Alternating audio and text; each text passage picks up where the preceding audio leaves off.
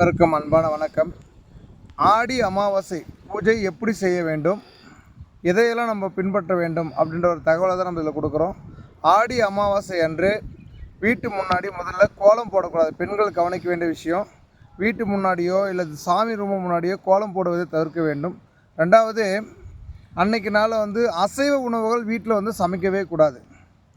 2, 3வது என்னென்னா, எக்காரணத்தை கொண்டு அன்னைக்கு காக்காய்க்கு சாதம் வைக்காமல் நாம் சாப்பிடக்கூடாது. எச்சிப்படாத சாதத்தை தான் முதல்ல காக்காய்க்கு வச்சுட்டு தான் நாம் சாப்பிடணும். அதுபோல் 4வது விஷயம் என்னென்னு பார்த்தீங்கன்னா, இந்த ஆடி அமாவாசைன்றது முன்னோர்களுக்கான சிறப்பான ஒரு நாள். அன்னைக்கு நாளில் நம்ம இறந்து போன முன்னோர்களை நினச்சி அன்றைக்கி விரதம் இருப்பதோ அவங்களுடைய போட்டோ வழிபாடு செய்வதோ மிக மிக சிறப்பை கொடுக்கும். ஏன்னா நம்ம குலதெய்வத்துக்கே பார்த்தா வழிகாட்டுதலாக இருந்தவங்க நம்ம முன்னோர்கள் தான். அப்போது அவங்கள நம்ம முழுமையான முறையில் பிரார்த்தனை செய்து அவங்க முழுமையான முறையில் விரதம் இருந்து அவங்கள வணங்கும் பொழுது நம்ம குலதெய்வம் நமக்கு அருள் கொடுக்கும் அப்படின்றது ஜோதிடத்தில் சொல்லப்பட்ட ஒரு விதி இருக்குதுங்க.